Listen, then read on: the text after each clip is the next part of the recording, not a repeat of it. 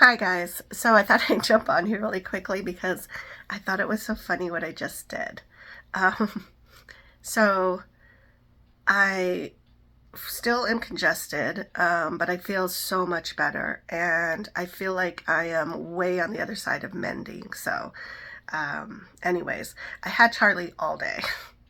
And so we took a long walk, and then he went to the little playground and played, and his dad had to run these errands, and unfortunately had to use my car, and so he was doing that, and so we were just kind of stuck here. The weather is like gonna rain, which I'm excited for, and it's yeah, like it's pretty stormy outside, so it feels darker and darker earlier than it should be. So I'm doing my exchange, or my final drain I should say, pretty late, so it's almost 7, and I usually do it at 5. So which doesn't matter, it's just more time for it to collect, I guess. But I thought it was so funny because I was watching my friend who sells paparazzi jewelry, and she comes on lives every Thursday. So every Thursday night I typically catch her lives. Sometimes I go out, but sometimes, like tonight, where I just don't want to do an effort of getting all ready and then going wherever I'm going to go, I will just stay and watch her and fetch out. And so she went on live early today. She's coming back on at 7, but she had come on, and so I was watching her and everything. And then I came into the bedroom because Charlie just got picked up, and I need to drain, so that's what I'm doing. And I connected, did everything, and then she's just finishing up that live so that she could go have dinner and then come back and do her 7 o'clock live. And her name is Nene, by the way. You can type in Nene and you'll find her. She does paparazzi jewelry here in Tucson. And I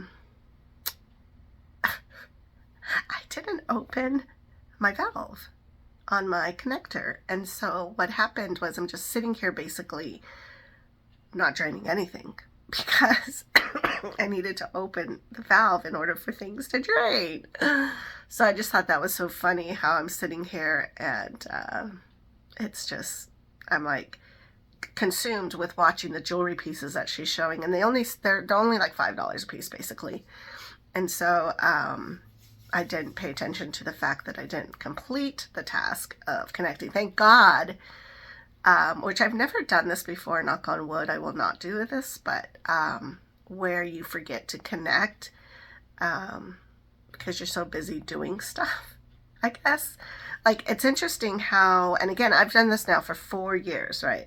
So it's interesting how you're not thinking about it. I guess it'd be the same as like when you drive home and it's the same path and you're doing the same thing day in, day out, and you just get so like muscle memoried. That I think that's what happened tonight, is that when I connected, I just didn't open back up to drain. But I have before, in being really tired, connected, and then instead of opening to me to let the dextrose flow into me, I've actually unclipped it, my little red clamps, where it ends up going down into the drain bag. So nothing's going in me. It's just draining from the top to the bag on the floor. I have done that once or twice. And then that was because I was so tired. I just couldn't focus on that. And that's pretty crazy. It's not the worst thing in the world that can happen. Basically, once you catch that, I don't know, now that I'm thinking about it, I think that happened on top of a drain. Yes. So I had drained, closed up, went to fill, and ended up draining that. And I happened to glance down, and the bag was super full. And that's how I realized what was happening. So I clamped that, and then I think what I went ahead and did was go ahead and filled with that bag, which would have been a lower amount going inside, but that's okay because I do it so regularly.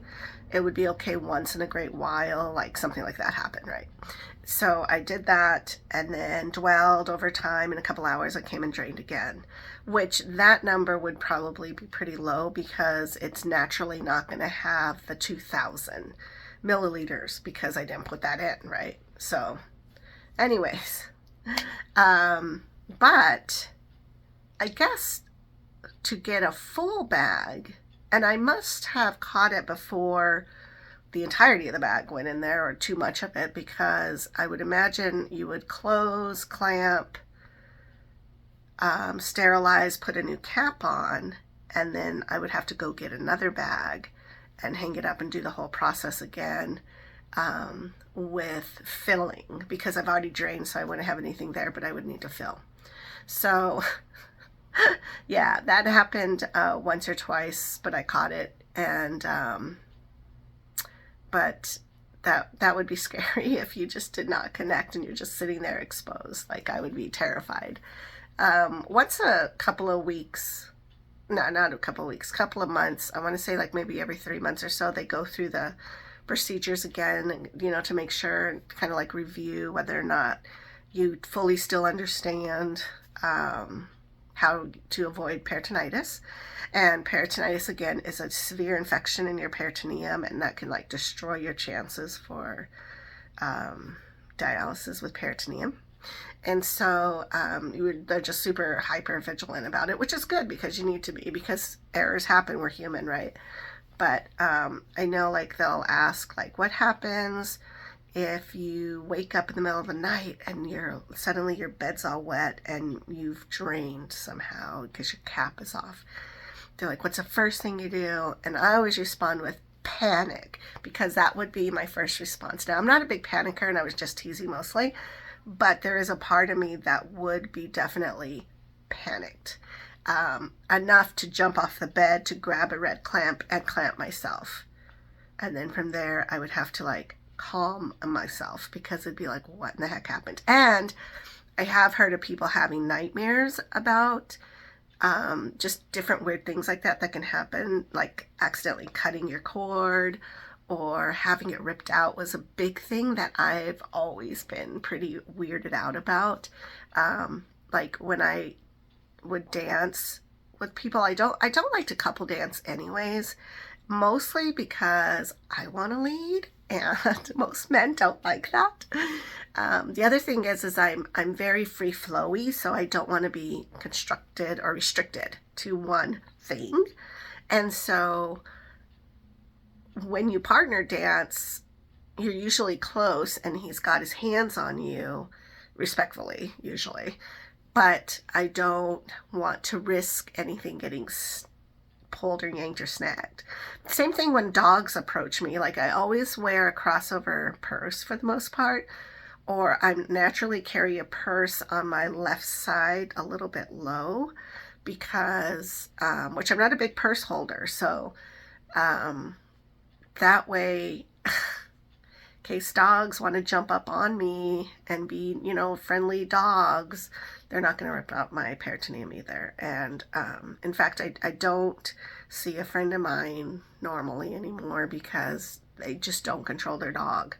And it's no offense to them or their dog, and we're still friends, you know, but I just don't go see them, because I'm like, I can't have my port ripped out or slash, you know, like anything on my port area that could become infected, scratched, even me, like, oh God, one of the most irritating things about being on dialysis is the tape. So you put your island dressing on, hopefully your clinic gives you island dressing, that goes basically around the entire port site itself, or sometimes you have to use gauze and tape, which my heart hurts for people who have to do that, and it's expensive. It's an expensive extra cost that for some reason Medicare doesn't think they need to cover, and so I get mine from DaVita. If you're a DaVita patient, make sure you get yours, or pitch a fit and find out why you don't get it, because I'm like, you don't want us to get peritonitis, or do you? So if you don't want us to, then provide us with the things that we need to not get it. So the biggest barrier is going to be that island dressing that goes right on your port. and then your tube sticks out, and you have to use your tape to stick it kind of down to your body, not like the whole thing, but in just different spots. And depending on what I'm doing, I've learned to figure out where to put it. And I also put it on my connector for the most part because I'm usually pretty active, and I don't want that swinging around or falling out of my pants or anything like that. And so tape just gets so itchy sometimes. You can't put lotion there because your sticky won't stick. Like I think if the weather's drier, it's like that sticky sticks to your skin and it does not want to give. And not only that, but sometimes you have to be super careful, especially, I don't want to say especially if you're a girl, but typically women have more stretch marks perhaps than men in that area because of birth. You know, childbirth really throws us another curveball here.